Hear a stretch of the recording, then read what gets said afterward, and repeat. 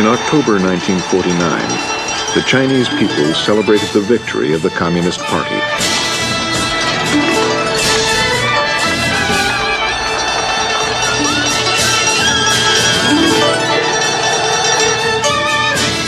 The leader of the communists and the hero of the revolution was Mao Zedong.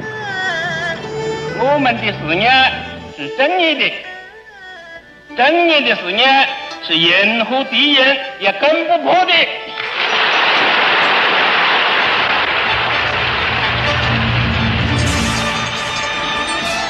For Mao and the Chinese Communist Party, taking power was just a first step. The real revolution was about to begin.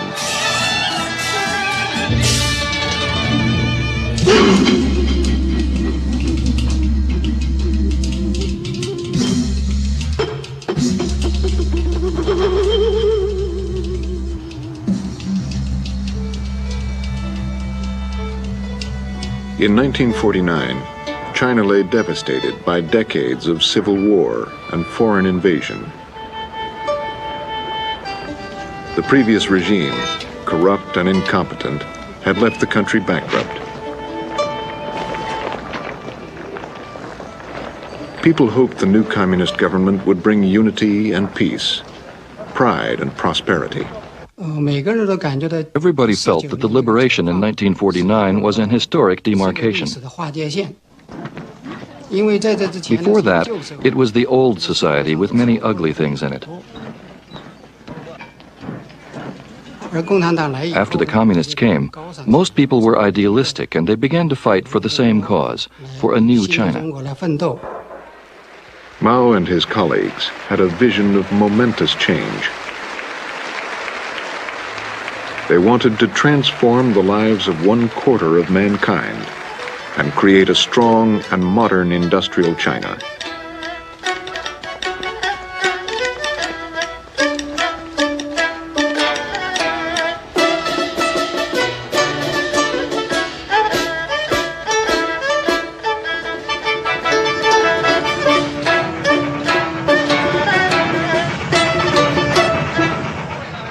The communists forged a new political structure. They set up a network of party branches which reached down from the capital to every village in the country. At local levels, officials explained party programs. Communism meant political equality for everybody. The people would be masters of the country. That was the propaganda. People would have enough to eat and wear. Poverty would be a thing of the past. The reforms went far beyond economics, into personal relations. Before liberation, women had to do whatever they were told. They had no rights.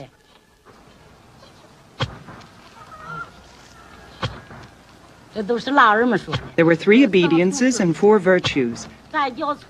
Obedience to father before marriage, to husband after marriage, and to your son after your husband died. You had no rights at all.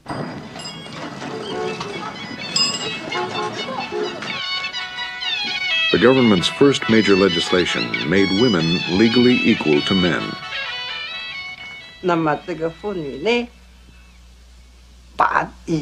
Marriages arranged by parents or matchmakers were stopped. Women could marry the men they loved. So they were very happy. The communists organized people into work units, which provided employment, health care, housing, and education. Work units also gave the party direct control over people's lives. Everyone belonged to a work unit. At first, people weren't comfortable with them, but gradually they got used to them.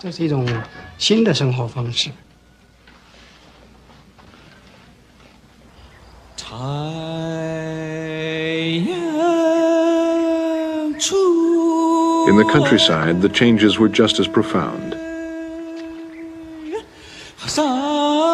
For centuries, most peasants had struggled to survive hardship and poverty.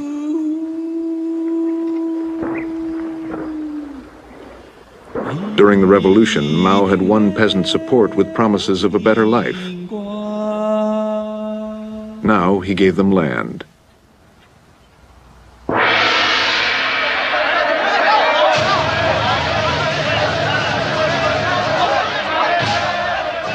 Party officials told peasants to seize property from their landlords. It was fierce. The whole village, hundreds of people, came beating drums. They dragged me to the meeting ground and wanted to beat me. I said, "Don't hit me. I know my family has exploited the people for generations. I'll give you my house, land, everything." After they discussed it, they labeled me an enlightened son of a landlord family. They let me keep my house, although there wasn't much left in it.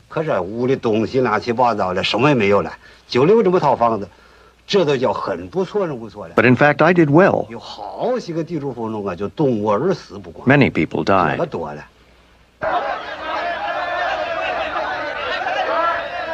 Officials encouraged peasants to humiliate and beat their landlords.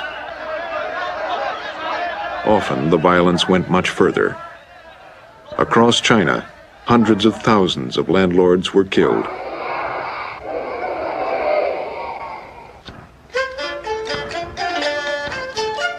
Nearly half of all China's arable land was distributed to poor peasants. Before land reform, we only had 3/4 of an acre of land. It was not enough to feed us all.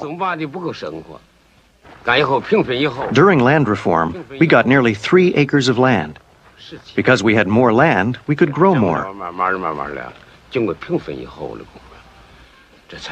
Gradually, our life became better. Now it was the people who were the masters. They really liked that. Land and houses were taken from the landlords and given to them. People saw that they benefited, so they supported the Communist Party. The leaders of the party were veteran revolutionaries who had worked with Mao for years. Second in authority was Liu Shaoqi. Zhou Enlai was foreign minister and then premier. Gaining in prominence was Deng Xiaoping. Zhou Enlai was the gifted administrator and the loyal servant who never challenged Mao. He had a human touch that made him both popular and respected. Liu Shaoqi was more reserved. He was an orthodox communist, a cautious economic planner, and a devoted father.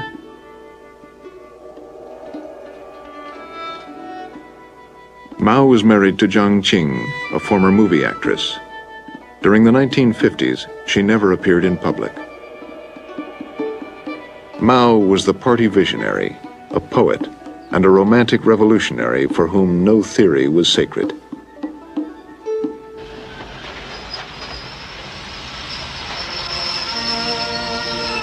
He was also an astute strategist. Mao believed that China needed strong international support, and within weeks of taking power in 1949, he visited Moscow.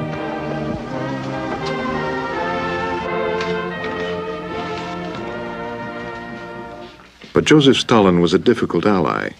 For 3 days, he did not even acknowledge Mao's presence in Moscow. Finally, he gave the Chinese limited aid and agreed to a defense treaty. On his return to Beijing, Mao addressed his colleagues.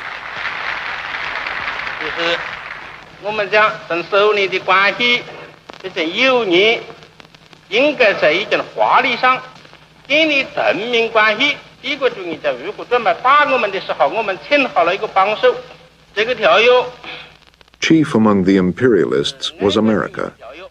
The United States did not recognize Mao's government. Only months after this speech, the two sides would be at war in Korea. In June 1950, North Korea invaded South Korea. America was outraged and called for immediate action. The United Nations sent troops from 15 countries to defend South Korea. They were led by the American General Douglas MacArthur.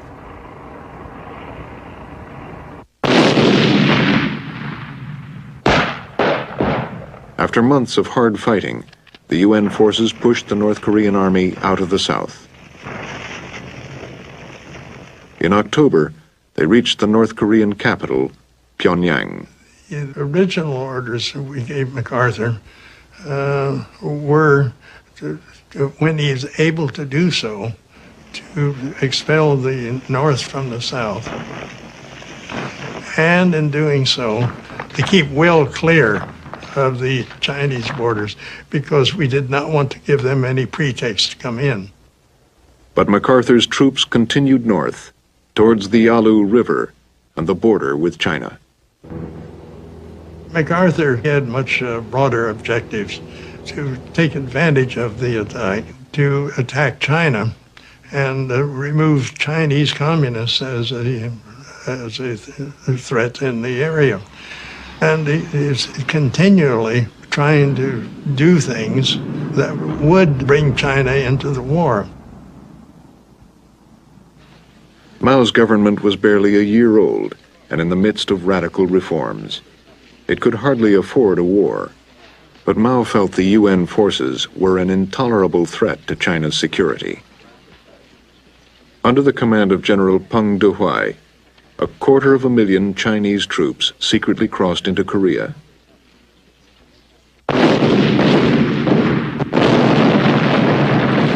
At the end of October 1950, they attacked, taking the UN forces completely by surprise.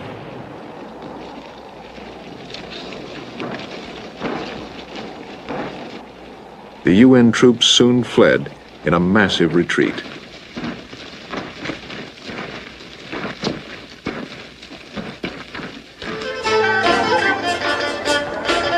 In China, the government launched a propaganda campaign called Resist America and Aid Korea.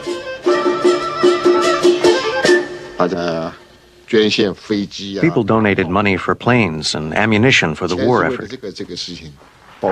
Every family gave. We heard people saying how our soldiers were bravely fighting in the icy fields and how they were beating the Americans, carrying them away in their sleeping bags one by one. We were so moved that we all donated. One day I got my 2 weeks' salary. I gave it all.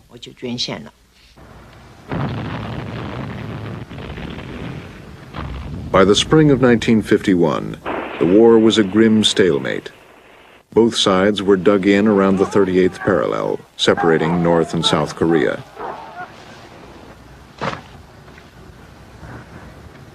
While fighting continued, peace talks began. Finally, after 2 years, the talks produced an armistice. The Korean War forced us to recognize, and the American people to recognize, that the new regime, the communist regime in China, was a fact of life with whom we were going to have to live. In China, the war created great national pride. The Chinese army had suffered terribly, with nearly 1 million casualties. But it had fought to a standstill the armies of the strongest nations in the world. And the Resist America campaign proved how effectively Mao's government could mobilize the entire country.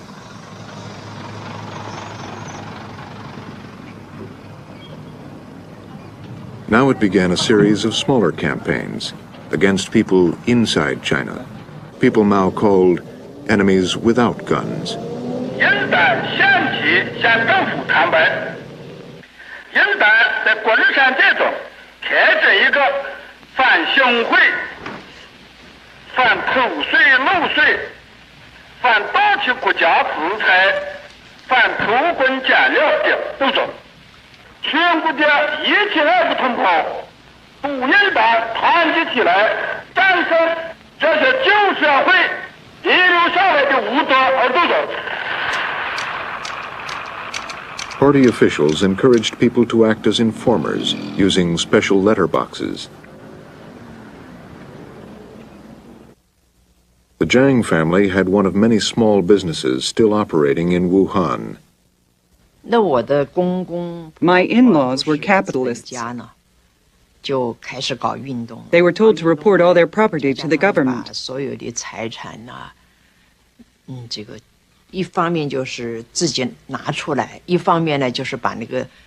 they made an inventory of everything in the store. Later, there was a struggle meeting.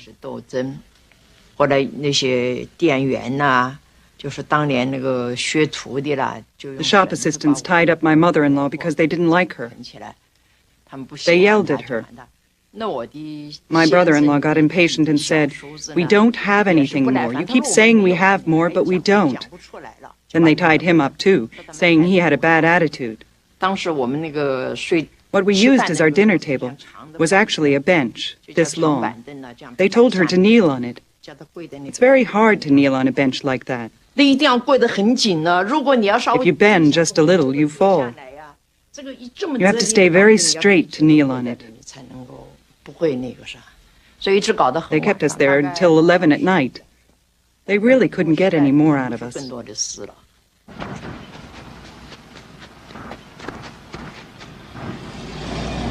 Thousands were jailed or executed.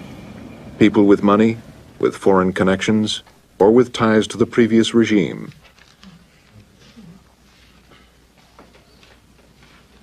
With these campaigns, the communists crushed all potential political opposition.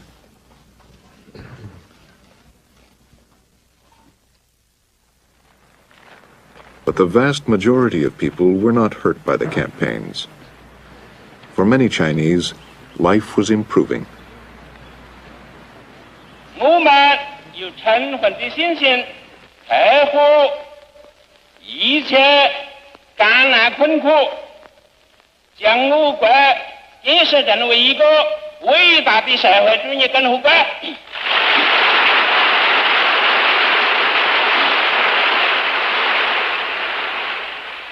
In 1954, Mao asked Dr. Li Zhisui to be his doctor.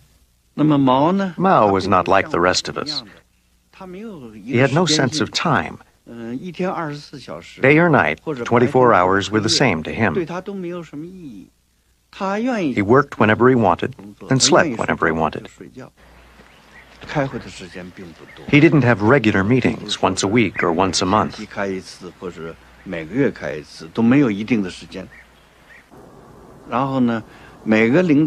Any leader who wanted his permission to make a decision would send him a note.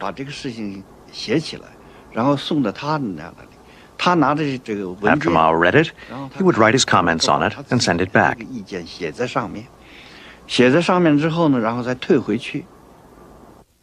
The leaders and their families lived in Zhongnanhai, a huge walled compound in the heart of Beijing. They spent their summers at the same beach resort, reserved for high officials. Usually, the dance parties started at 7 on Saturday evening.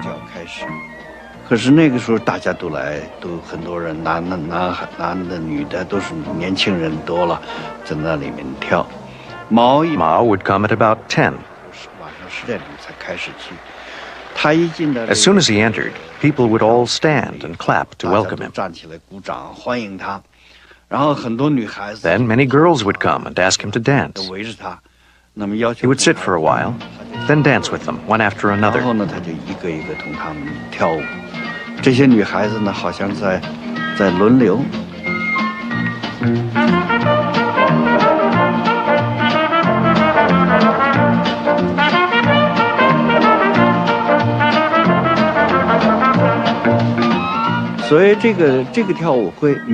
Supposedly, the party was for all the leaders.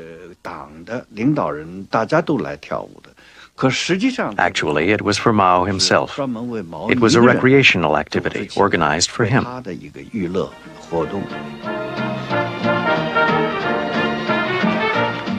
While the leaders danced to Western music, the strongest foreign influence in the mid-50s was Russian.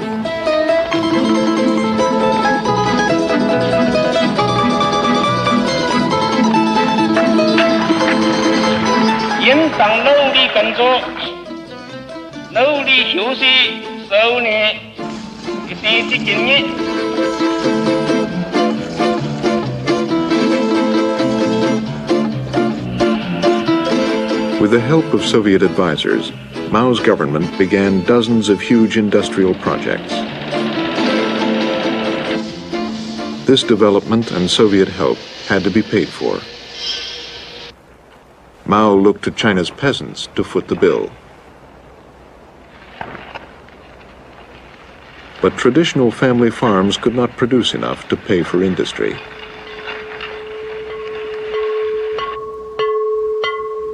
In 1953, the communists began to socialize agriculture. First, they encouraged families to pool their property in small farms called cooperatives. When you explained clearly to people what it meant to till the land together, with people working together, we would have more manpower and we would be able to increase production and our life would become better. When people accepted this, a few families started working together. After the cooperative was set up, our life was much better. We could afford to raise pigs.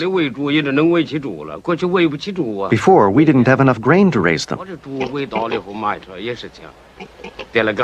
the pigs grew, I sold them and got more cash. I also sold vegetable seeds in the town market. We had more land, enough labor, plus some sidelines, so our income increased. Cooperatives grew at an astonishing speed. By the end of 1955, almost two-thirds of the peasants had joined. This was much faster than Mao had ever hoped.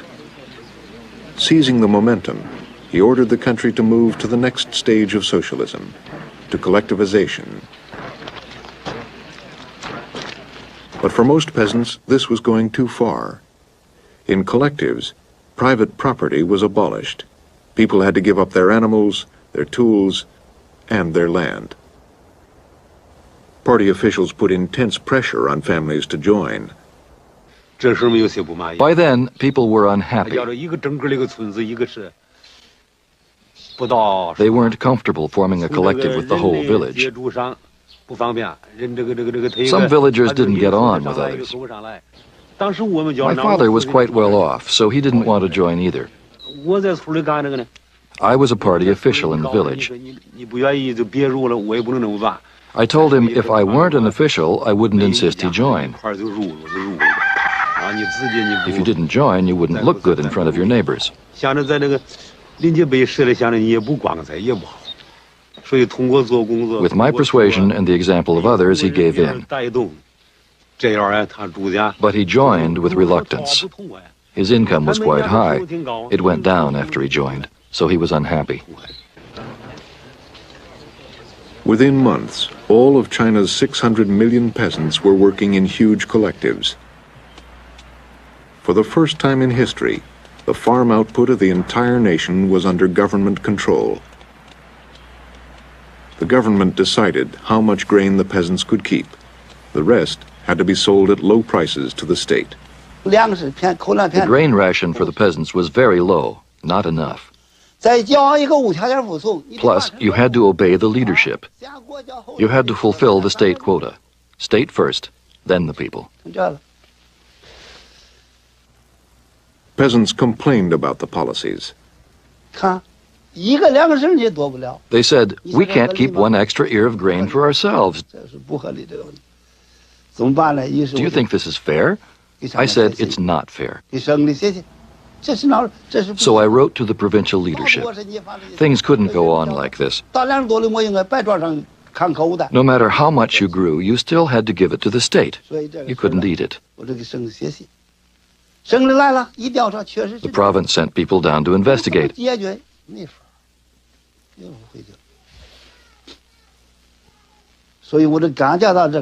They saw things were just the way I said, but they couldn't solve it.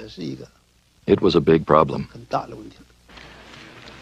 Collectives did not make the peasants better off, nor did they increase production. Mao still had to find a way to finance his vision of an industrial China.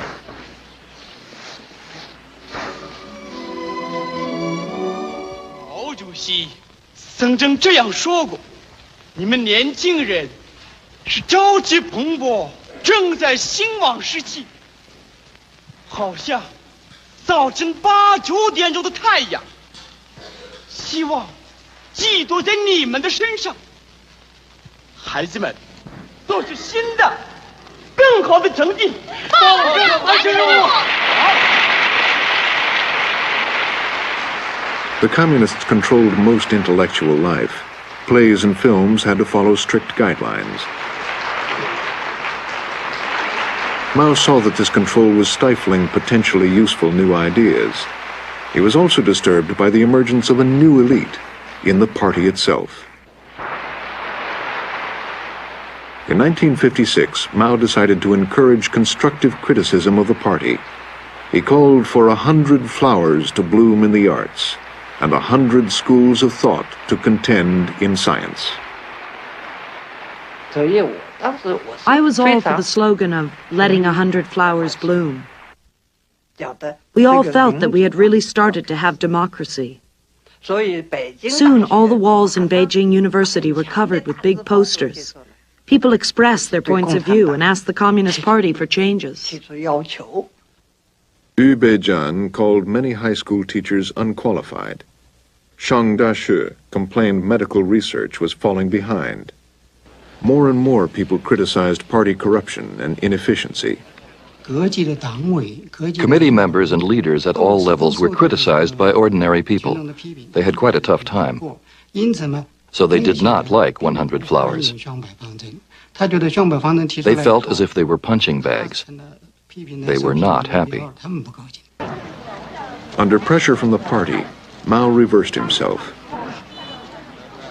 In June 1957, he published an article calling the people who had spoken out enemies and rightists. Mao appointed Deng Xiaoping to lead the anti-rightist movement. I was supposed to have committed 29 crimes.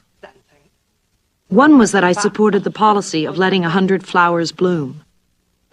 It was Mao Zedong himself who started the policy. How could it be a crime?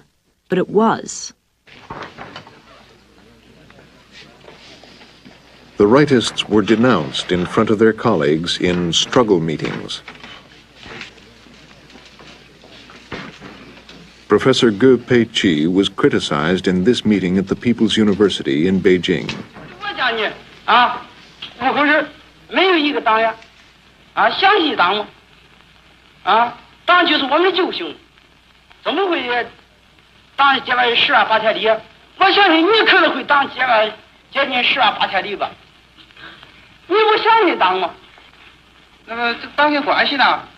这是我个人的感觉，是吧？我觉得呢，就是在这个解放以后到现在呢，不与在解放以前那时候那么亲密，这是我的一感觉，是吧？至于说那个10万8千里啊，那些词啊，都是这个用作为形容，很不恰当啊。就说一疏远，这是我到现在的一个这么一个感觉上，你感觉可能不对了哈。你站在什么立场发的呀？你还是站在你人民教师、人民大学的讲师的立场发呀？你还是代表你过去少将的阶级立场发呀？你说的这些话，你是代表哪一个？ Ge Peiqi was my neighbor. He was already done for. That's what we called it. I saw his youngest child, who was about 5 or 6 months old. His nurse had quit. The baby was crawling outside the building under the burning sun. I felt sorry for him and picked him up. Some people said, "You shouldn't do that. Ge Pei-chi is a bad person. Why are you holding his child? You'll get into trouble." They meant well. I said, "The baby hasn't done anything wrong." Ge Pei-chi's family was ostracized for years. Ge Pei-chi himself spent the next 2 decades doing hard labor. I had been in the revolutionary ranks for so many years. At the meeting, I was the most senior person there, but I was finished. I suddenly realized that I had fallen from the sky down to the earth. I could never get up again. I was a rightist, and I was kicked out. In an internal party document, Mao estimated that about 10% of the people were rightists. Local officials interpreted this to mean they had to find 10 rightists among every 100 people. They accused my wife of telling my son to tell other children that their land and house were ours. It wasn't true. She never said anything like that. But when you were told to confess, you had to say something. They wouldn't let you go if you didn't. People at the meeting shouted, "Struggle against her. Hit her." She was just a peasant woman. She wasn't like me. I could make things up on the spot so I wouldn't get hurt. She couldn't do that. What could we do?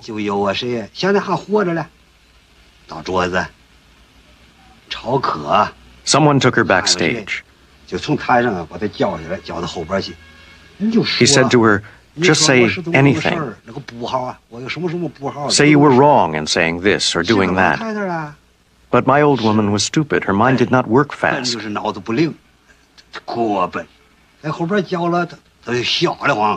She was taught what to say. She walked onto the stage saying, "Okay, okay, I'll say that." But once she was there, she forgot everything. She was scared stiff.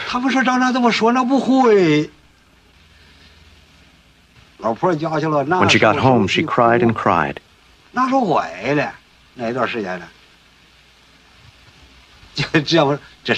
It was 1958, during the anti-rightist movement. It was the first time she was ever repudiated. But she was not labeled a rightist.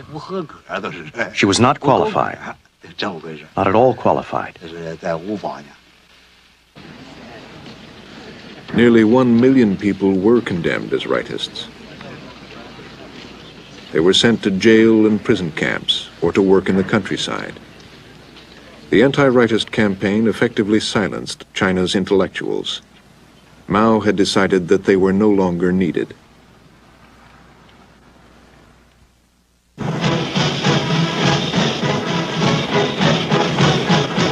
Mao was also beginning to question China's relationship with the Soviet Union. When Nikita Khrushchev and Mao met in 1958, they kept up appearances of solidarity. But in private, they disagreed on major issues. During the visit, Mao did not tell Khrushchev that he was about to launch military action against his old enemy, the nationalists. When the communists took power in 1949, the defeated nationalist government fled to Taiwan, also called Formosa. Led by Chiang Kai-shek, they still claimed to be the true government of China, and they had American support. The United States must remove any doubt regarding our readiness to fight, if necessary, to preserve the vital stake of the free world in a free Formosa. The nationalists hoped one day to retake the mainland. Their troops trained on islands which lay just off China's coast.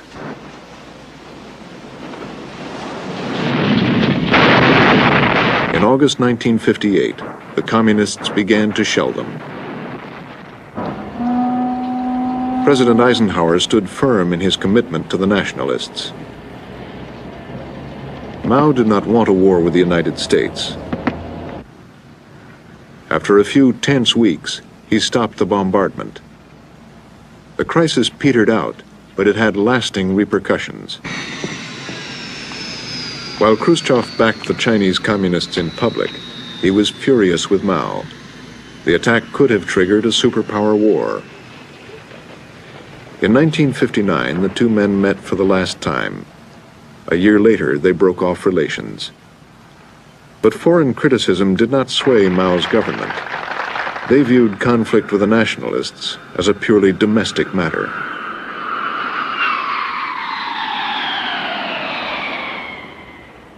The same was true, they asserted, of their actions in Tibet. For centuries, this remote and religious land had been regarded by the Chinese as part of China.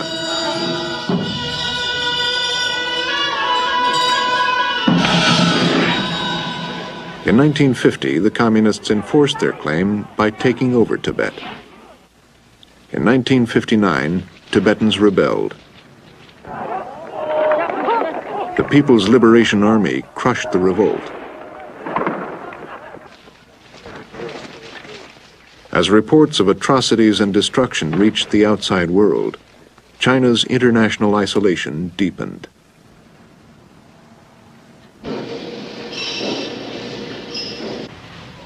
Mao's first concern was still China's economy.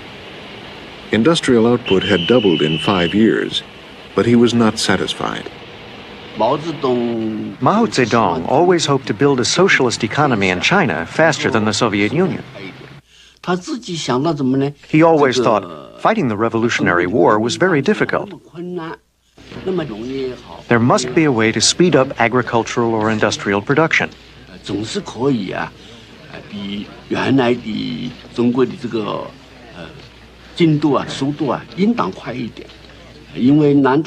Could it be more difficult than fighting a war?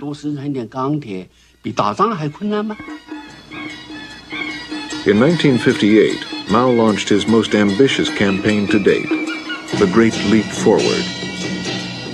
His goal was to make China the industrial equal of Western nations in just 15 years.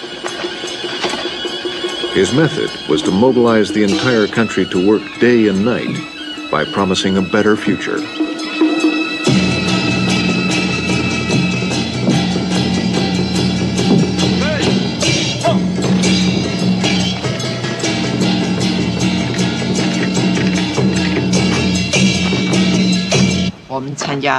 We built reservoirs, planted cotton, cultivated trees, and things like that.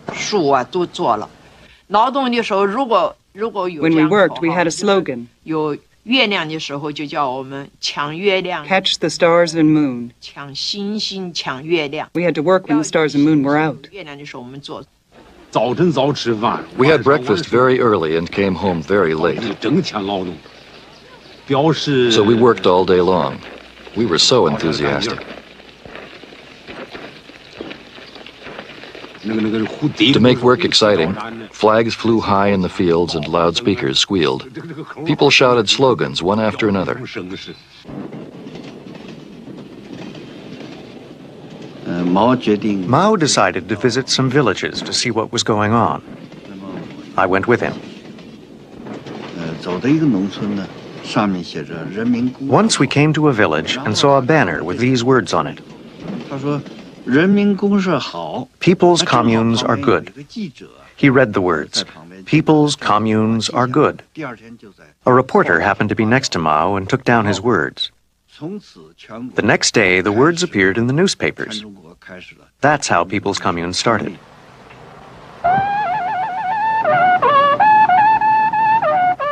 Mao's word was so powerful that almost overnight, people's communes sprang up across China. A commune encompassed many villages with thousands of families. Each day was strictly regimented, and family life was virtually abolished. Children were placed in communal nurseries while their parents worked around the clock. People ate in the fields or in communal dining halls. To increase industrial output, communes were ordered to make steel. The slogan was to overtake England and catch up with America. The idea was that if everybody worked hard and everywhere in the country people refined steel, then we would catch up very soon. People collected walks, pots, bed frames, and tools, anything made of iron or steel. They built small furnaces to melt them. The biggest challenge was to keep the furnaces fueled. We burned tables, chairs, window frames. And finally, we even opened old coffins and used the wood. They really stank. We kept the fires burning day and night. And for convenience, we built work sheds close to the furnaces. One day I worked very late and I was totally exhausted. We had separate sheds for men and women. But I was so tired I couldn't tell the difference. I just walked into a shed, lay down, and fell asleep. When I woke the next morning, I found I was in the men's shed. Of course, it was all right. Nobody cared. All we cared about was making as much steel as we could. At night, you could see many furnaces along the railroad. Fire shot out of the furnaces. This made people excited. China was going through a great change. China was becoming a very rich and strong country. All this seemed to have happened overnight. Mao was very pleased. But the steel people made was useless. We used it to make pots of all sizes. But when people heated them, they cracked and leaked. If only we had the equipment to make good steel, but we didn't. We only had people. Our methods were very primitive. Of course we didn't make good steel.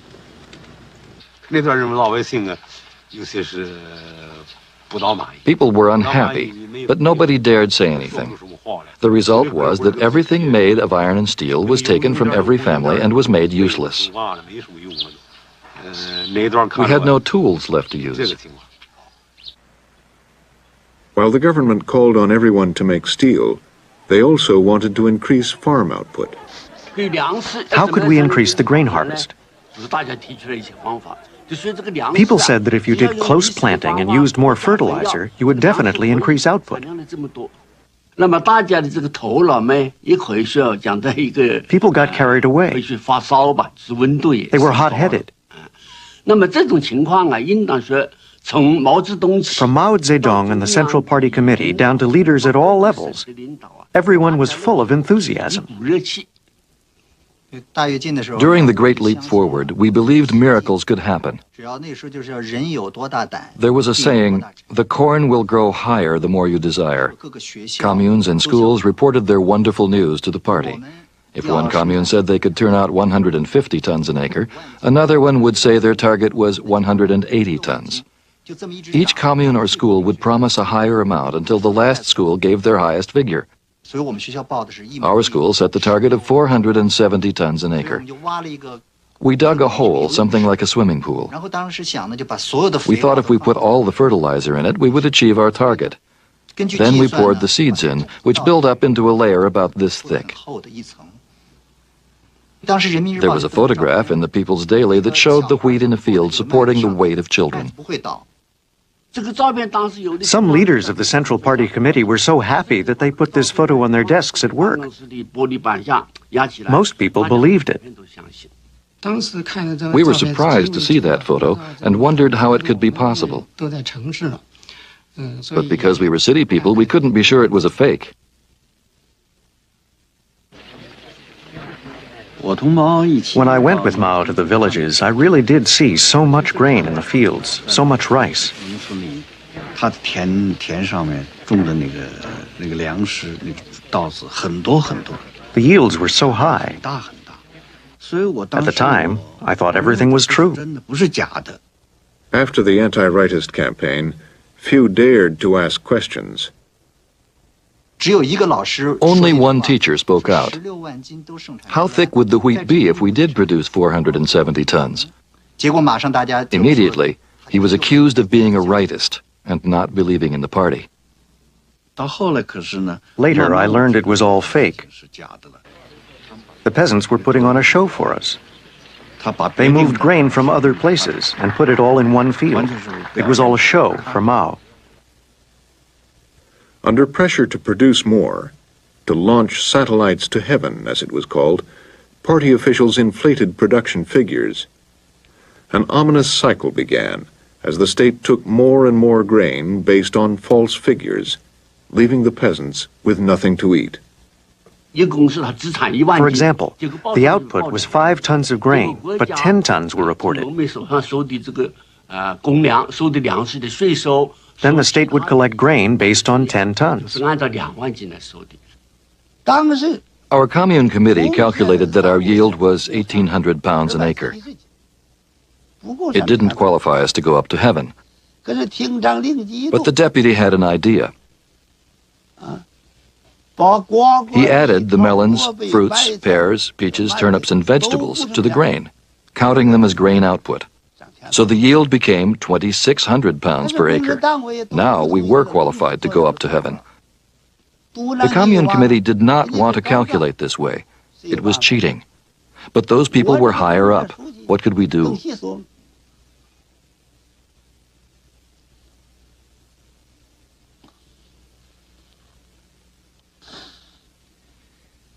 I have this problem. I get emotional very easily.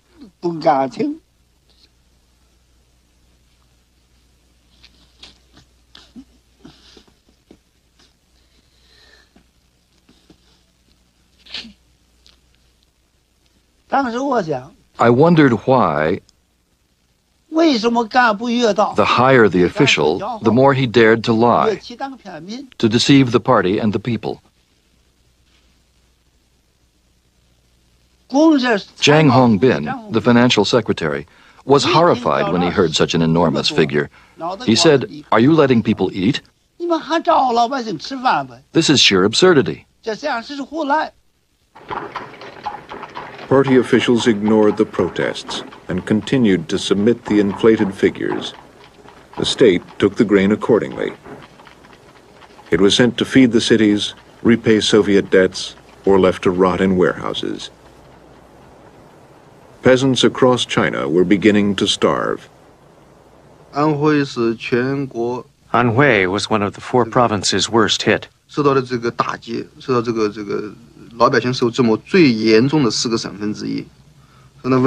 All my mother could do was gather weeds with my aunt. There wasn't enough grain, so we ate weeds. By the summer of 1959, the leaders knew the Great Leap Forward was going badly wrong. Mao decided to go back to Shaoshan, his hometown, to have a look. He wanted to find out the truth. He wanted people to speak freely.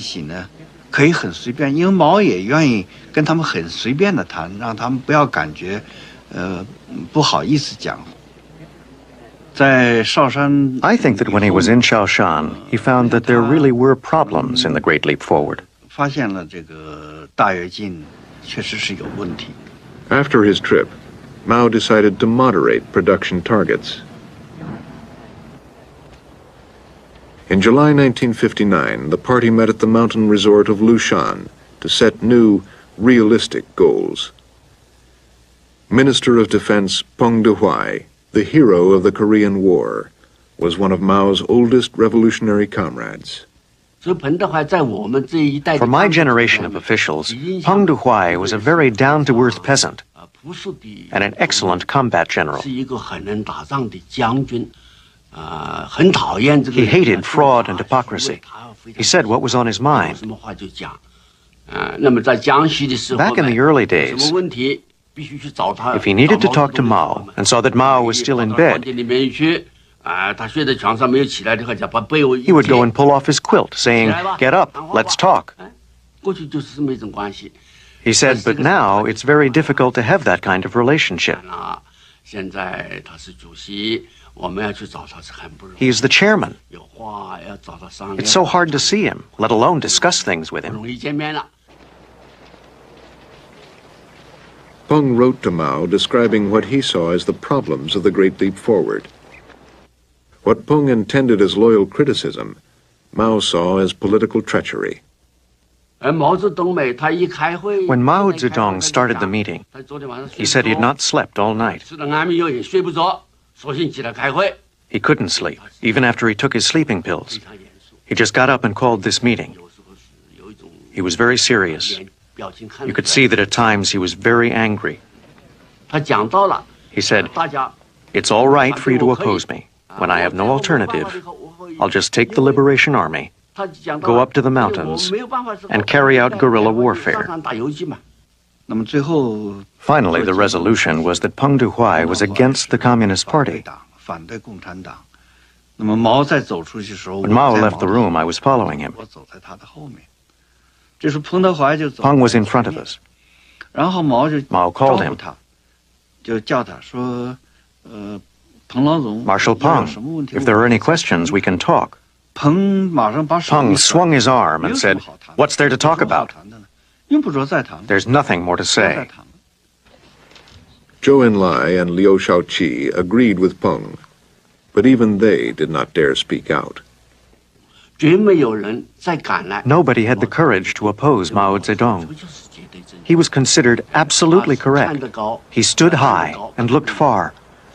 People thought they were not up to Mao's level. Even if someone wanted to make a comment, he would not dare say anything or reveal his own feelings. As a result, production goals were not cut. Officials continued to demand more grain than the peasants could give. The Great Leap Forward continued through 1960. Millions of peasants were starving. Old peasants said in a fury, "No, grain comes from the blood and sweat of peasants. It doesn't grow on the backs of intellectuals. Who do they think they're fooling?" In wartime, we protected them and saved their lives. Now we provide them with food and clothing. They have full stomachs, and still they come to cheat us. Don't they have a conscience? My aunt's family was a typical big family in the countryside, with several generations living together. There were 36 people altogether. During the 3 years of famine, one died after another. Eventually, only 3 people were left alive. At first, when someone died, they would take the body and bury it. Later, they didn't have the strength to take the bodies out. They could only look at them. They watched the bodies being eaten by rats and their eyeballs dug out.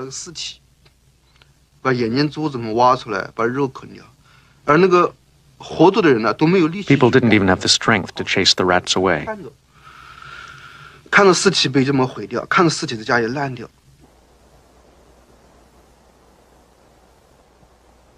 The famine was very severe and widespread, but newspapers did not report it at all. People only knew that their local area was suffering. To keep the news from spreading, peasants were not allowed to leave their areas, even to beg. At first, peasants ate everything they had at home. Then they ate Genyan earth. It's a kind of white clay. There's a legend in the village, passed down from generation to generation. It says that this clay was provided by Old Mother Genyan, who sympathized with the poor people. People would eat it during the famine because it was very fine. But still, it was hard to swallow. At first, the peasants could swallow a little. But after 4 or 5 days, it destroyed their intestines, and they died. After eating all the grass roots and tree bark, they ate the earth.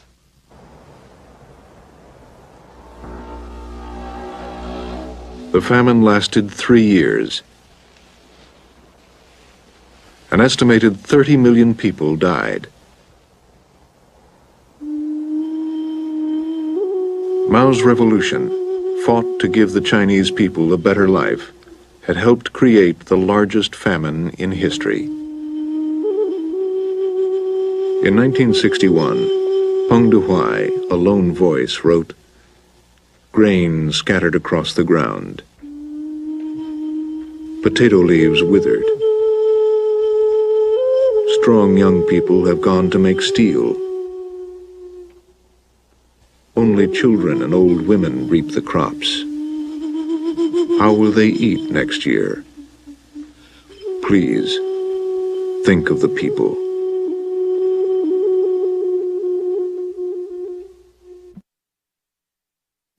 A campaign called Remember the Bitter Past and Think of the Sweet Present was launched. The peasants were told, Chairman Mao and the party want you to talk about your suffering before 1949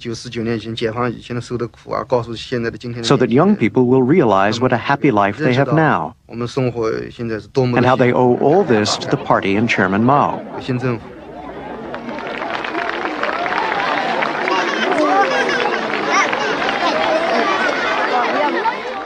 The peasants started to talk about the bitter past. Then they forgot that they were supposed to be talking about the old society before 1949. They got carried away and talked about the famine of the last 3 years.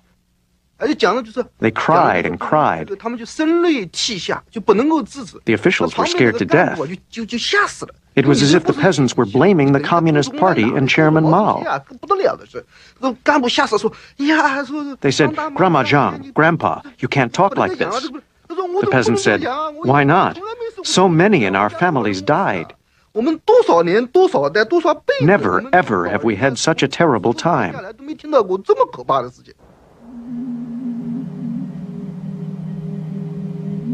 In China, between 1959 and 1961, an estimated 30 million people died of hunger.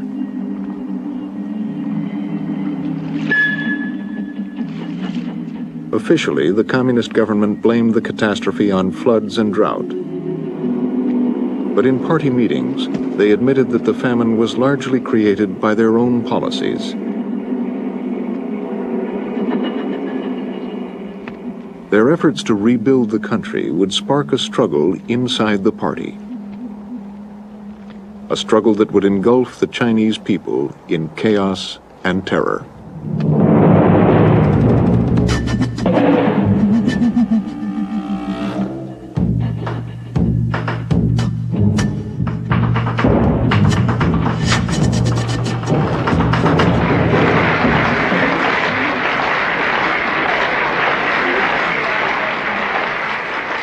Mao Zedong was the head of the Communist Party, the man who had instigated the disastrous policies of the Great Leap Forward. But no one would ever dare hold him responsible.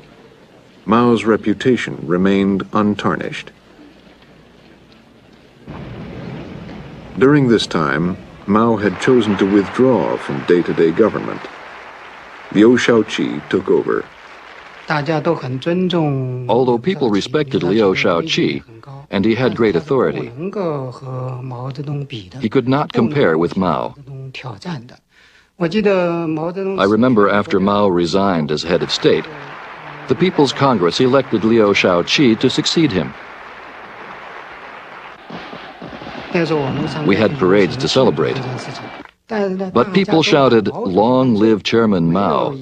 Not a single person shouted, "Long live Chairman Liu." Liu was a veteran revolutionary and one of the most conscientious and talented in the party. He worked with Zhou Enlai and Deng Xiaoping to rebuild the country. They had to do it without foreign help.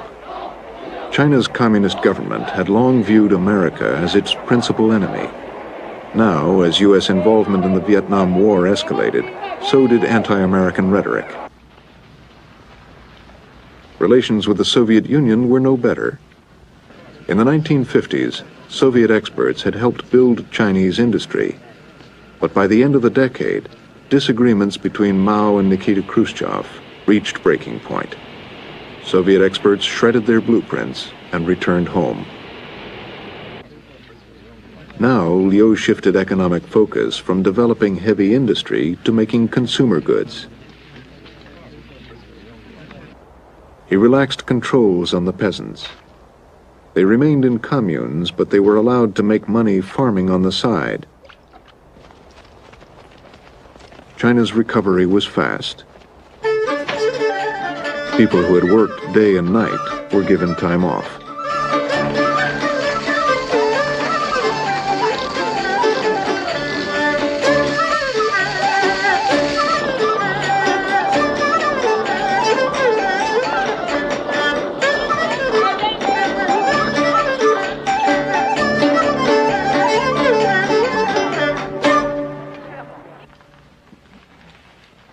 The early 1960s were quiet years for Mao. He studied political economy. He read the Chinese classics of warfare and romance. Later, there were more dance parties. Before, they were once a week on Saturday. Then they were increased to twice a week on Wednesday and Saturday. There was another big change. Another room was set up by the ballroom. Sometimes, during the party, Mao took young girls into this room to rest with him. He would rest for an hour or so. I think Mao got great pleasure from these parties. By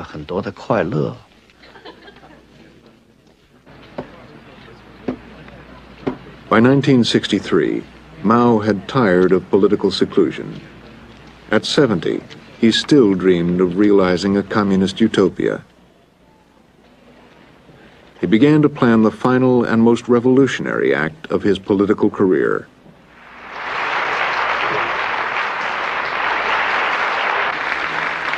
Minister of Defense Lin Biao became his strongest ally.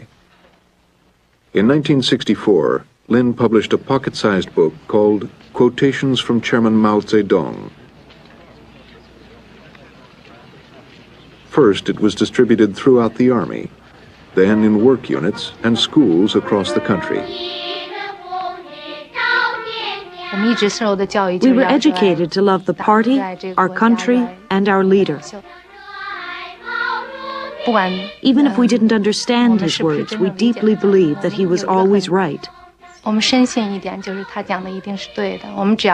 As long as we did what Mao said, we were doing the right thing.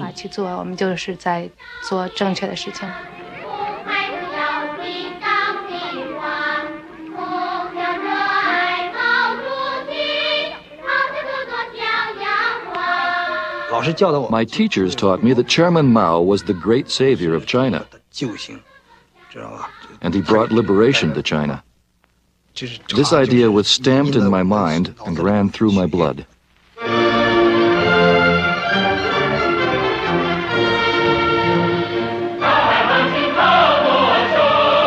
The cult of Mao soon elevated him to the stature of a living god, all-powerful but remote. For Mao rarely appeared in public. His speeches were not broadcast. Most Chinese had never heard his voice.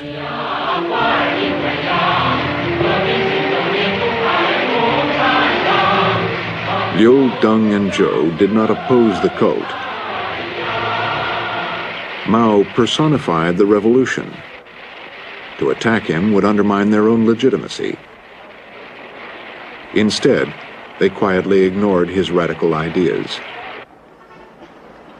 Their programs of careful economic growth were working. By 1966, China was increasingly prosperous and the world's fifth nuclear power. But Mao was more and more dissatisfied. He did not control party policy, and he felt that Liu Shaoqi and the other leaders were betraying the revolution. Mao disagreed with people like Liu Shaoqi on building the economy. Zhou Enlai and Liu wanted to curb radical policies. Mao wasn't happy. Mao thought that curbing radicalism was wrong. For Mao, communism could be achieved only through radical means, through continuing revolution, a never-ending process of struggle and change. He decided that the Communist Party itself, the party he had led for more than 30 years, was the main obstacle to his vision of revolution. In May 1966, Mao began an attack on the party. Through the columns of China's main newspaper, he called on young people to attack party officials and replace them with true revolutionaries. Mao Zedong had unleashed the great proletarian cultural revolution. For the first time since 1949, our supreme leader, Chairman Mao, a godlike figure, called on people at the very bottom of society. People like us students with no work and no profession. He told us to rebel against party officials.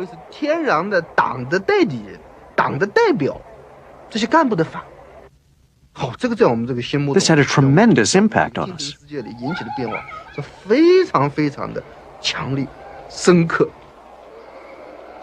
It was said there were people who were against Chairman Mao. We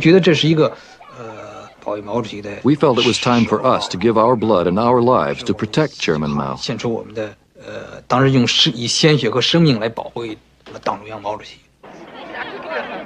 Young people took to the streets. They wrote wall posters attacking their teachers and party officials. Within days, schools and universities were in turmoil. Having launched the Cultural Revolution, Mao left Beijing. Liu Shaoqi and Deng Xiaoping were left to manage the growing disorder. They asked Mao for instructions, but he gave them none.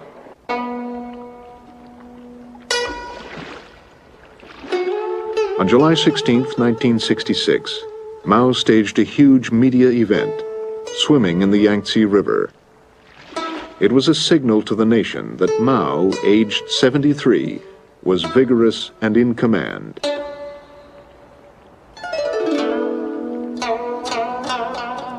Two days later, he returned to the capital.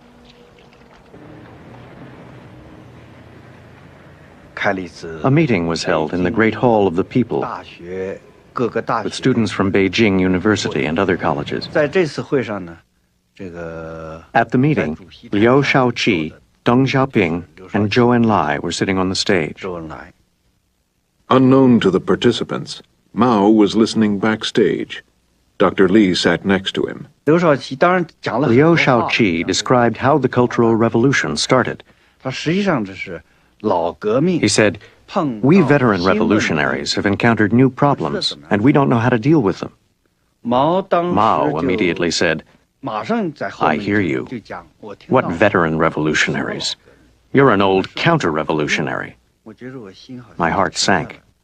It was already very clear that in Mao's eyes, Liu Shaoqi was no longer the head of state, no longer a communist. He was an old counter-revolutionary. Mao had already condemned him. I knew Liu Shaoqi would have no way out. No way out. Within weeks, Mao reordered the party hierarchy. Deng Xiaoping was demoted to number 6. Liu Shaoqi even lower to number 8. Lin Biao replaced him. Chairman Mao says, Marxism consists of thousands of truths, but they all boil down to one phrase. It's right to rebel. Students banded together to carry out Mao's orders. They called themselves Red Guards.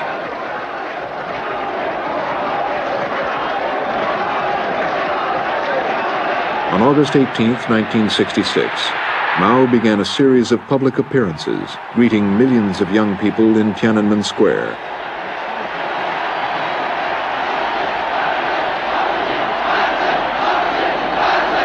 Donning the armband of the Red Guards, Mao gave them his blessing. We saw Mao wave to us. He said something, but we couldn't hear clearly.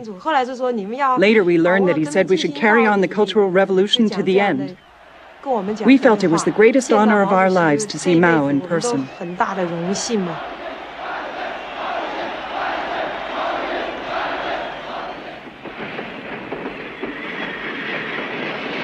With Mao's approval, the Red Guards traveled for free around the country to gain revolutionary experience. In September 1966, schools did not open for the academic year. This was the first chance we had to break away from our parents, to do whatever we wanted.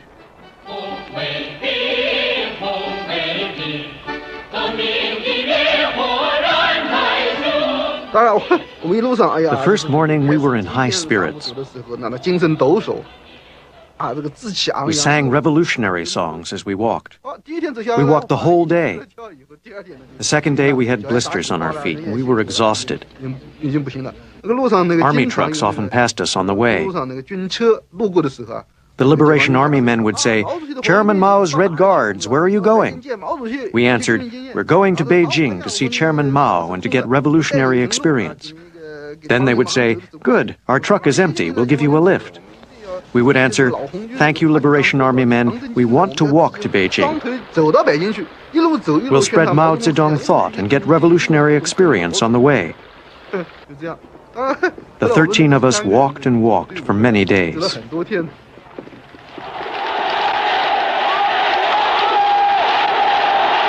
On October 1st, 1966, National Day, the rallies with Mao reached their most extravagant level. Long live our great leader, Chairman Mao. And Lin long Biao, life now called Mao's closest comrade in arms, led the ceremony.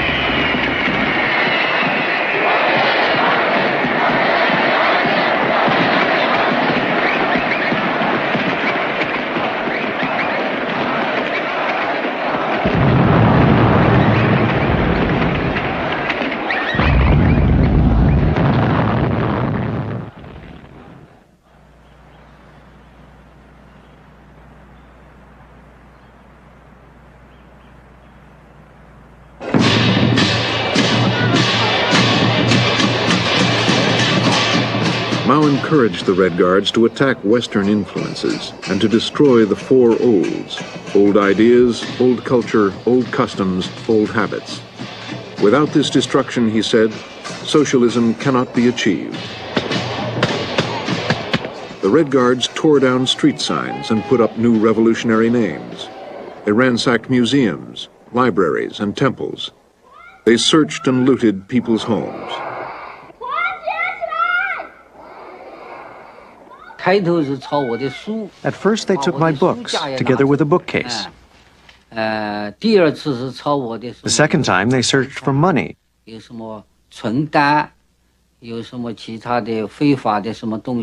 were things that would get me in trouble. Later they took the sewing machine and sofa, even the desk.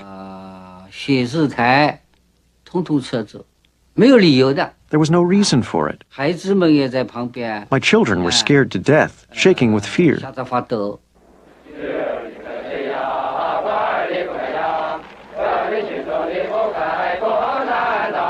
Groups of Red Guards roamed the countryside, urging peasants to attack local officials.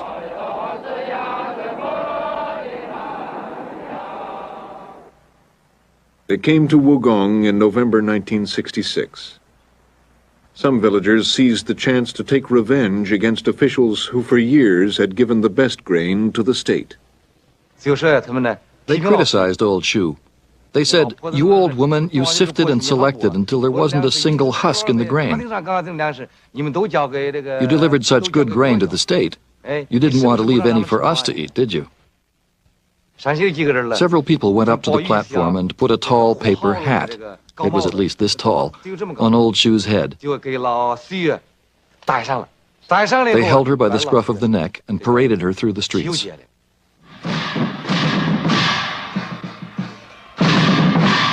The violence soon turned against traditional targets of class struggle, like the former landlord's son, Li Maoshou.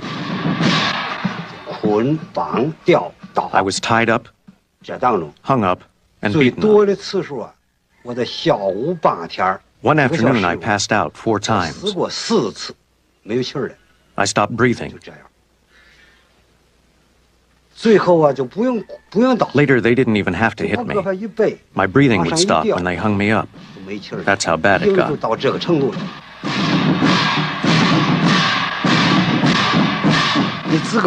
In China, fathers and sons traditionally have close ties.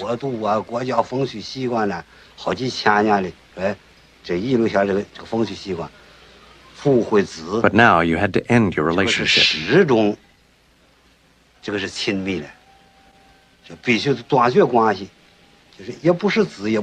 It was really sad, but you just had to do it. After my son was struggled against for the first time, I claimed that our relationship had been broken off.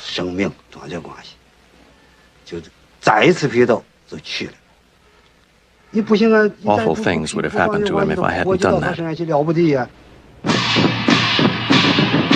Throughout China, party officials, intellectuals, people with foreign connections, former businessmen, millions were paraded and beaten in public. It is estimated that at least 400,000 people were killed. We called him Secretary Zhang. He was the secretary at the state farm where my mother had worked. We all knew him when we were children. Once he dragged me by the ear for hundreds of yards. The side of my head got all swollen. He treated his subordinates very badly. When the Cultural Revolution came, the Red Guards and workers dragged him out to struggle with. He was not treated nicely because he'd been so mean to people. He was forced to kneel on the ground, on sand, broken stones, and glass for more than 2 hours. He knelt with a heavy board hanging from his neck. It had his name written on it, with red crosses through it. That's how someone who was going to be shot was treated. The board was hanging on a very thin wire. So after 2 hours, blood oozed out on the wire and dripped down. He was over 50, or close to 60, and he was struggled against many, many times because people really hated him. Soon he died.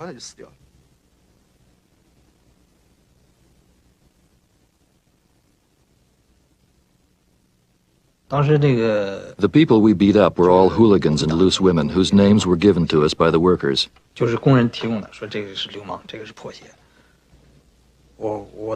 I put them on a truck and told them to kneel down.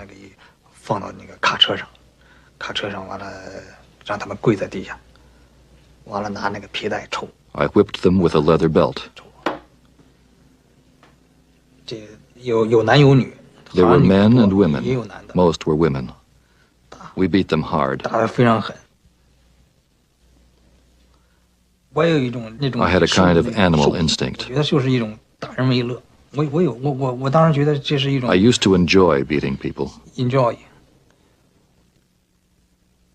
I didn't know most of the people who were struggled against.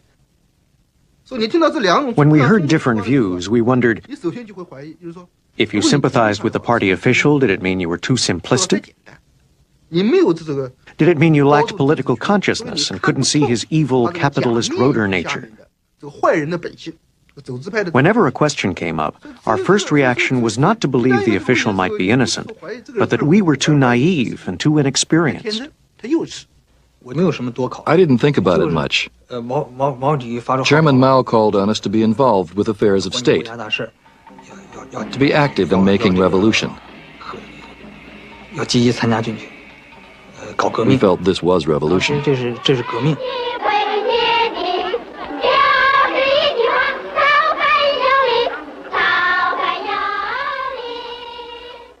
Chairman Mao had said, a revolution is an insurrection, an act of violence by which one class overthrows another. It's not a dinner party. We had to be rough and harsh and wild. In my class, there was a student whose grandfather had owned a big fabric store, so he was a capitalist. I heard that everyone was to go to their house to criticize him. I got there late, and by the time I arrived, the capitalist had been beaten to death. I remember that his head was all swollen and dark and bruised. I didn't look for long, and then we all left. But later I learned that this capitalist was killed after my classmates got there. Other students and probably Red Guards from the neighborhood also got involved. All those people beat him to death, including his own granddaughter, my classmate. I didn't think much about it then because this kind of thing happened a lot.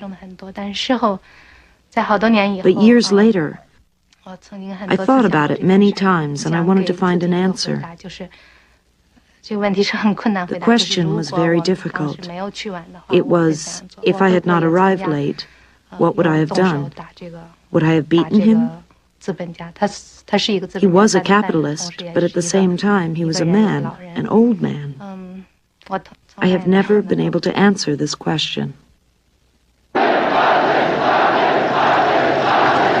By 1967, the Radical Cultural Revolution Group dominated the government. Members included Lin Biao and Mao's wife, Jiang Qing. She often appeared as Mao's spokesperson and had gained great power. Her calls for violent struggle were immediately obeyed by millions of Red Guards. Moderate leaders, repulsed by the fanaticism, felt closer to Zhou Enlai. Zhou's role in the Cultural Revolution is ambiguous. He tried to moderate events, but in the end he always sided with Mao. He tried to protect people, but his power had limits. Many close to him would soon be brutally attacked.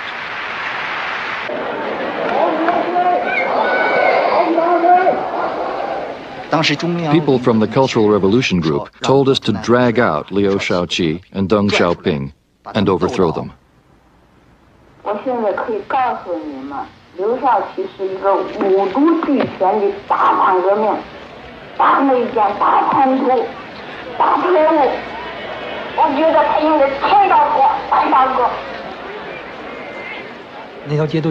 Crowds of people filled the street. Loudspeakers were blasting towards Zhongnan High, demanding that Liu be handed over to be struggled against. It was very revolutionary, very fashionable to drag him out. Zhou tried to send the students away. He warned Liu and his wife, Wang Guangmei, to stay inside the leader's compound at Zhongnan High. In April 1967, Red Guards tricked Wang into leaving, saying one of her daughters had had an accident. They dragged her in front of this crowd. They dressed her as a whore and repeatedly humiliated her. Later, Wang Guangmei was jailed. She spent 12 years in solitary confinement. Deng Xiaoping was struggled against and exiled to a remote village. Liu Shaoqi was attacked and beaten.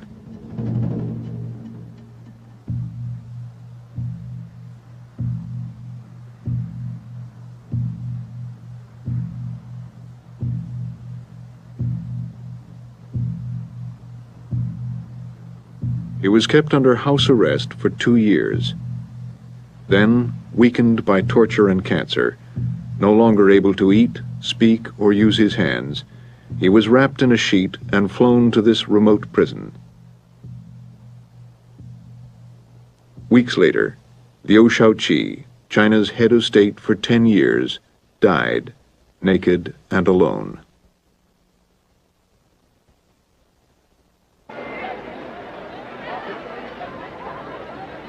In 1967, the Cultural Revolution entered a new stage, factional warfare.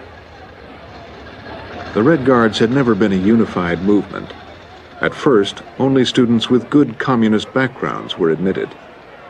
The millions of young people left out formed their own groups and called themselves rebels. We organized our own Red Guards. We called ourselves the Red Guards of Mao Zedong thought. We were part of the rebels. We made armbands the same as the others. You say you're defending Chairman Mao? Okay, so am I. You're making revolution? So am I.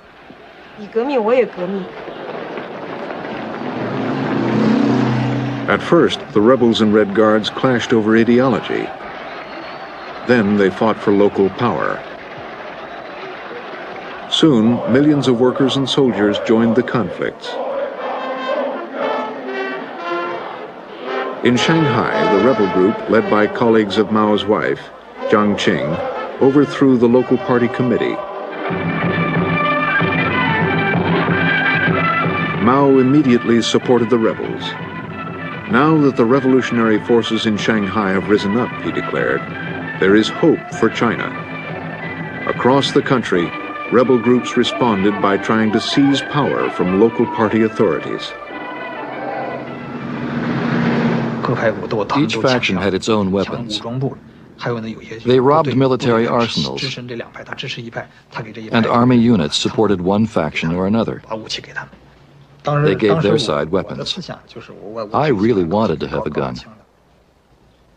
Before and after every action, we used Mao's songs and quotations to encourage ourselves. Be resolute, be daring, overcome all obstacles, and be victorious.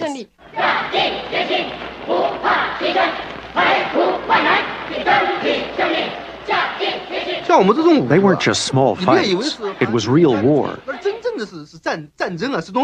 There were ex-servicemen on both sides. They'd fought in many wars. Both sides had expert marksmen and soldiers who could drive tanks and use artillery.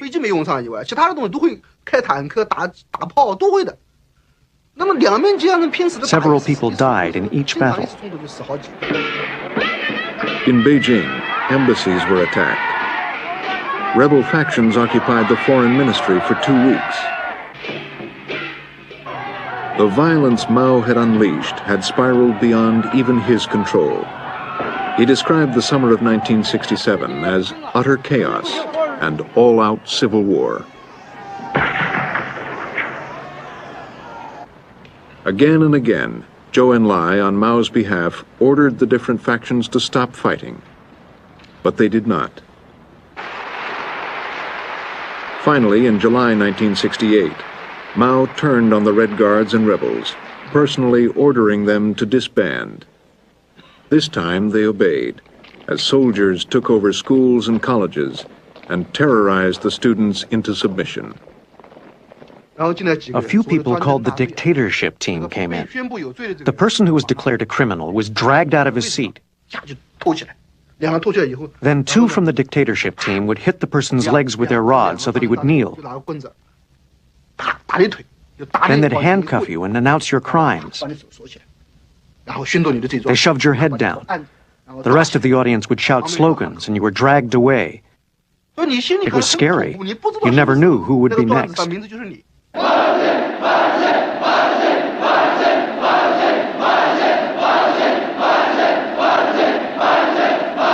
By the end of 1968, rigid conformity and repression ruled people's lives as never before. The army, under Lin Biao, pushed the cult of Mao to new heights.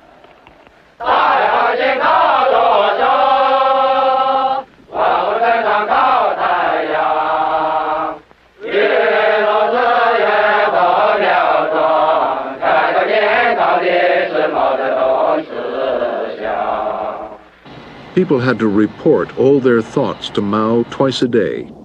Twice a day, wherever they were, they danced the loyalty dance.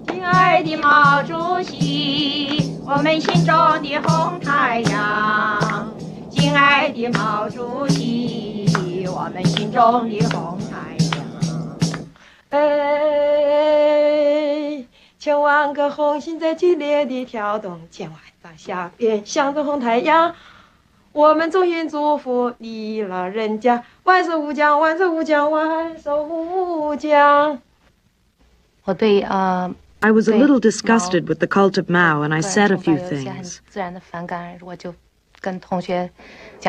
Biao had said every sentence Chairman Mao said was the truth. I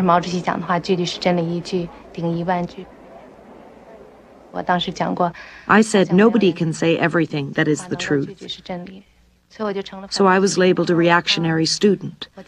At school, they held several criticism meetings against me.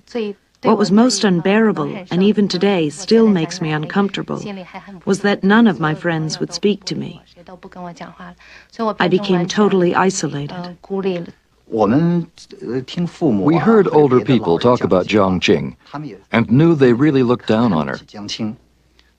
So we made up jokes.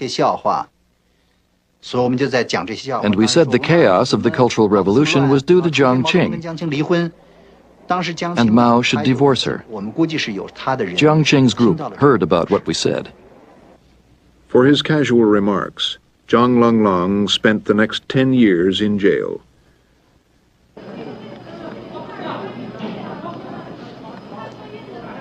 At the end of 1968, Mao started a campaign to have city youth, former Red Guards and rebels, re-educated by the peasants. Millions of families were wrenched apart as young people were sent to spend years in China's most remote regions.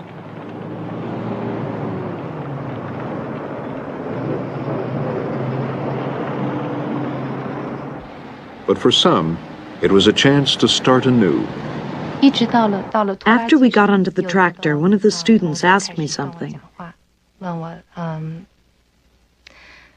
I remember that as soon as she opened her mouth, I cried because it had been a very, very long time since anyone had spoken to me. Later, I told them I was not like them. I was someone who was wrong, who was guilty. But they were especially nice to me. We stayed together for 5 years. Even now, they are my best friends.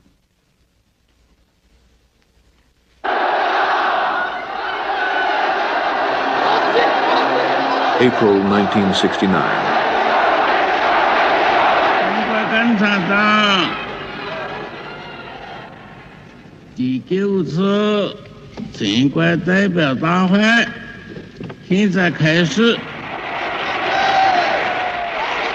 Most delegates at the Congress were radicals who had risen to power through the Cultural Revolution. Many moderate officials were still under attack and in prison.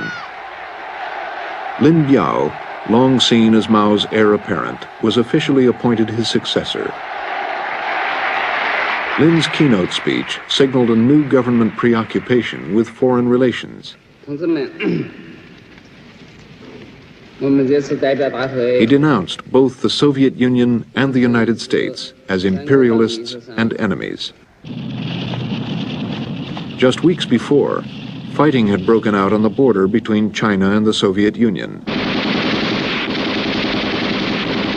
Mao and Zhou Enlai now saw the Soviet Union as a greater threat than their traditional enemy, America. They sent signals to the U.S. that they would like to begin talks. Lin Biao opposed the overtures to America. He is alleged to have plotted a coup against Mao. In September 1971, when the plot was discovered, Lin reportedly tried to escape. But his plane crashed over Mongolia. The death of Lin Biao was a great shock to everyone. Before his death, the entire propaganda machine treated him as the heir to Mao Zedong. He had very high stature, second only to Mao.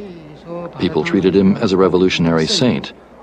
Now suddenly he was a traitor, a very bad person. After Lin Biao died, we stopped the daily rituals praising Mao and Lin. The fanaticism faded. It was as if we had all been in a dream.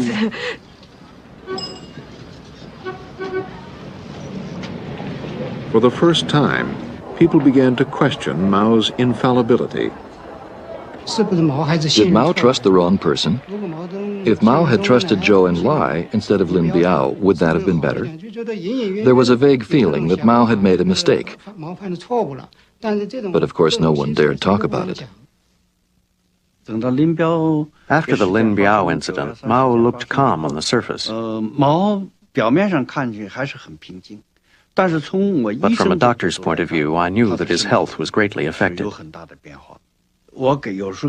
Sometimes I tried to persuade him to take medicine for his pneumonia and heart disease. He would take some and then refuse.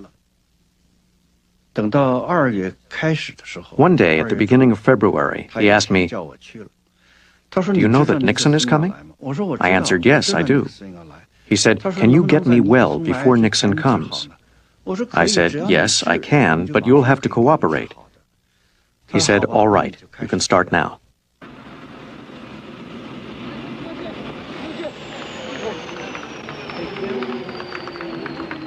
In February 1972, after months of secret negotiations, President Richard Nixon arrived in Beijing to begin a new relationship with China.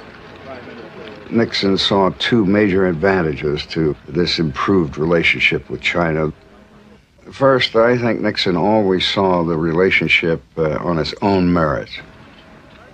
The other involved the major Soviet role in Southeast Asia. Hanoi was a proxy of the Soviet Union.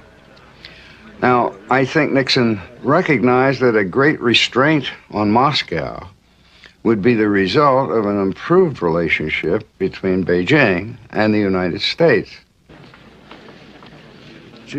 I remember that Mao said to Nixon, "After our two countries resume diplomatic relations, we will still have to curse you a little in our newspapers, calling you American imperialists. You can also curse us a bit. This is just for show, firing a few empty shots. It'll be easier for ordinary people to accept. If we suddenly say that the American imperialists are no longer imperialists and they've become friends of China, people will find it hard to accept." We expected and frequently received diatribes for public consumption, both in the press and in the diplomacy itself. The careful issue was not to be carried away by this and overly offended by it as we attempted to achieve a greater outcome.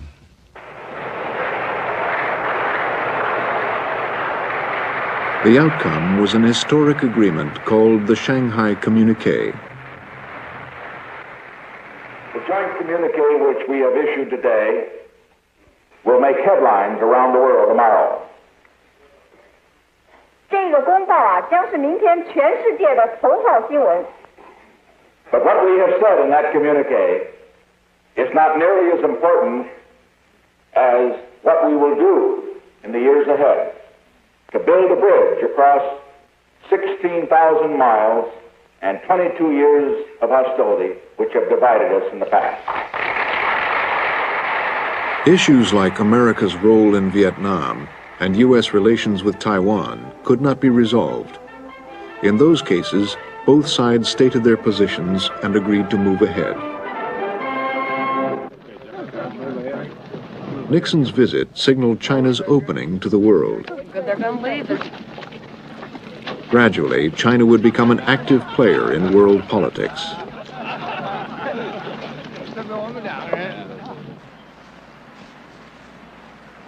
As the country began to emerge from the worst terror of the Cultural Revolution, Mao turned his attention to China's peasants. Small rural factories were set up to make farm tools and process local crops. Thousands of paramedics or barefoot doctors brought free, basic health care to remote villages. Working with Zhou Enlai, Mao began to rehabilitate party members who had been attacked. Many, like Deng Xiaoping, returned to their posts.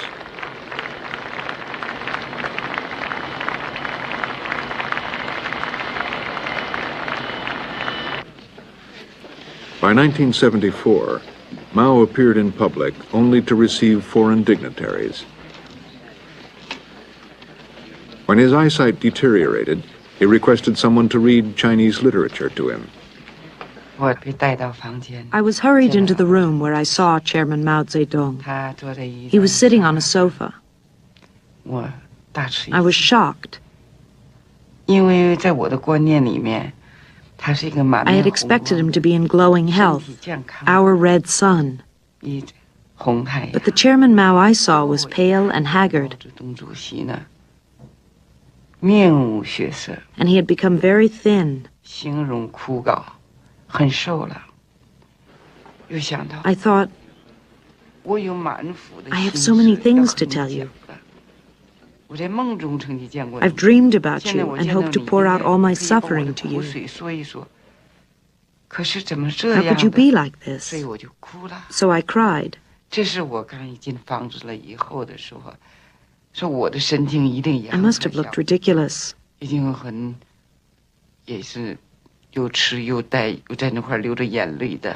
this old man in front of me. The grandeur and brilliance of the Mao I had imagined totally disappeared. The question of who would succeed Mao dominated Beijing politics. Mao, now 81 years old, played one faction off against the other.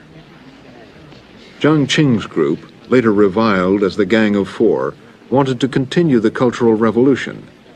They viewed Zhou Enlai as their main rival, and they orchestrated a campaign against him, with Mao's approval. It really shook me. I didn't expect such a situation in the party. I had great respect and reverence for Mao Zedong. I respected him greatly. As for Zhou Enlai, I loved him very much. Like many people, I loved him very much. But now I realized that the two leaders had very different opinions. I thought, oh Lord, whom should I follow? I, a party member. It was a dilemma for me. Although Zhou suffered from the campaign, he kept his position. Many believe Mao saved him to run the country. By 1974, however, Zhou was ill with cancer. When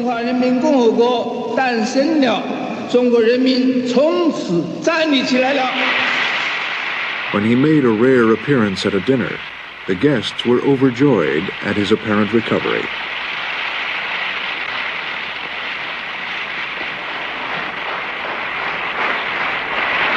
But Zhou's health was fast deteriorating.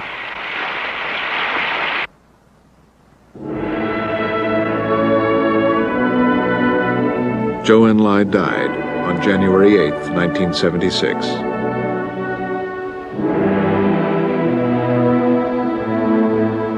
Mao was too ill to attend the funeral.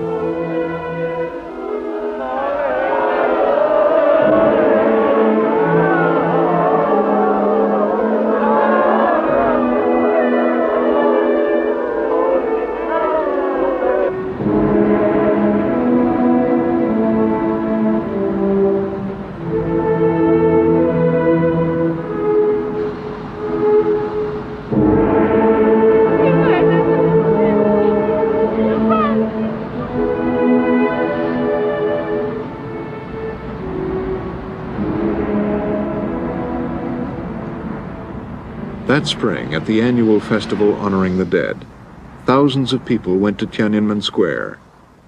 They laid wreaths, flowers, and poems in honor of Zhou. The tribute quickly turned into a demonstration against the Gang of Four, and indirectly, against Mao himself. For the first time, I felt that there in Tiananmen Square I could be free. Everyone felt the same.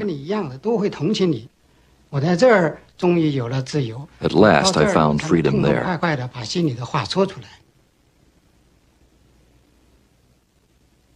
During the night, police removed the tributes.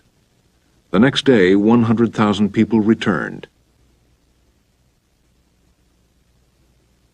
The crowd was ordered to leave. Many refused. It never occurred to me they would use lethal force. It seemed that communists would never do that because Mao had said those who put down a mass movement come to no good, and this was a mass movement. Jiang Qing was in the Great Hall of the People, watching the events in Tiananmen. About 11 that night, Jiang Qing came. She hurried into Mao's room.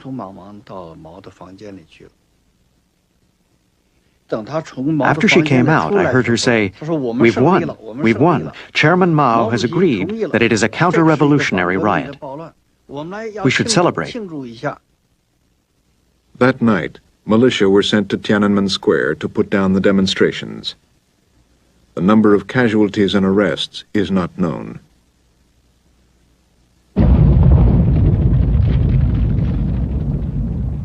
In July, the worst earthquake in history devastated the city of Tangshan.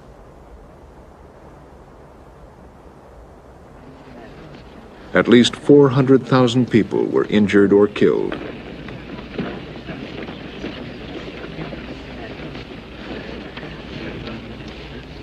According to Chinese superstition, a disaster of this magnitude portends a change of dynasty.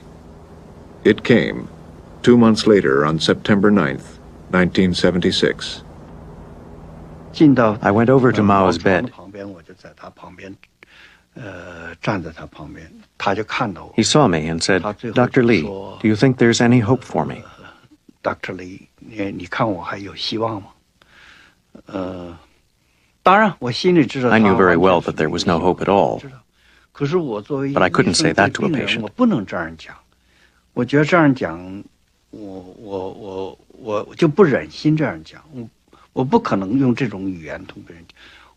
I said, "There's hope. We're still trying." He looked very bad before I spoke. After, it seemed his face got a little color.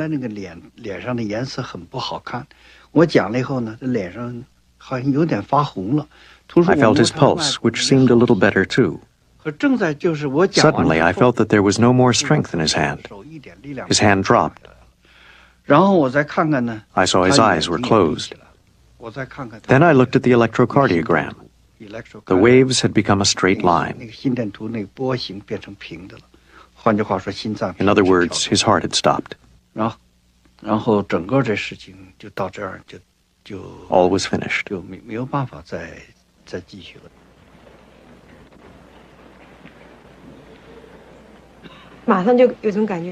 We thought at once, who could hold up the sky now?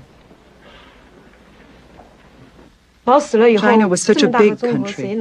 Who could hold it up after Mao died? What will happen to us?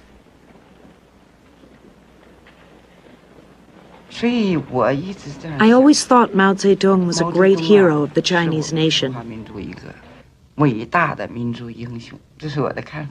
But I also thought that he was a tragic hero. So many absurd things had happened, and everyone was struggling in a whirlpool of absurdity. That was something perhaps he could not understand. He thought he was doing good all the time. Mao showed us a very rare case in which cruelty, selfishness, hypocrisy, and shamelessness were all found in the same person.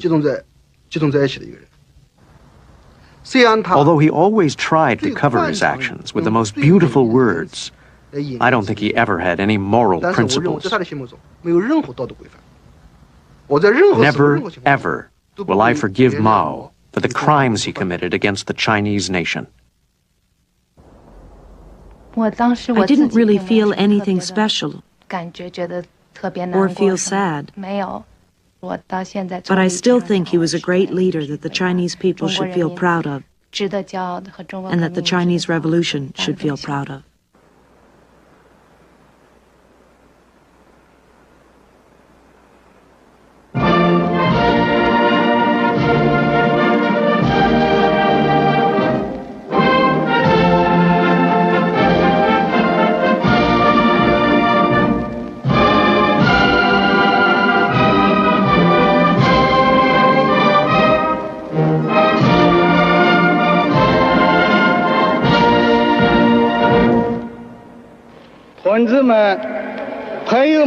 China's new leader, the unknown Hua Guofeng, led the funeral ceremony.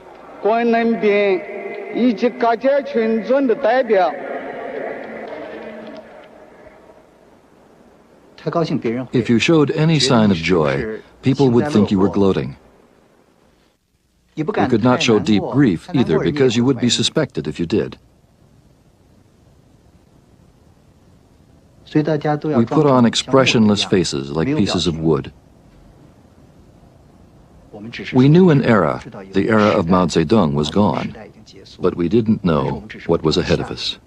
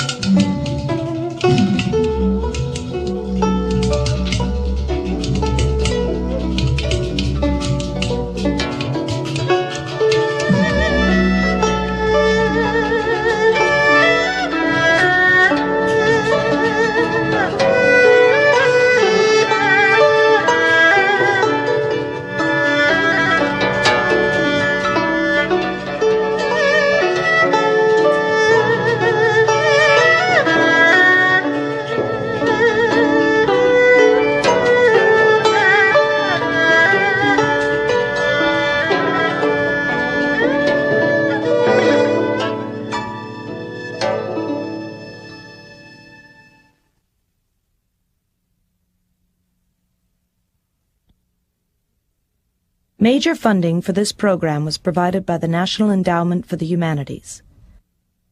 Additional funding was provided by the Ford Foundation, the John D. and Catherine T. MacArthur Foundation, the Albert Kunstadter Family Foundation, the Corporation for Public Broadcasting, and by annual financial support from viewers like you.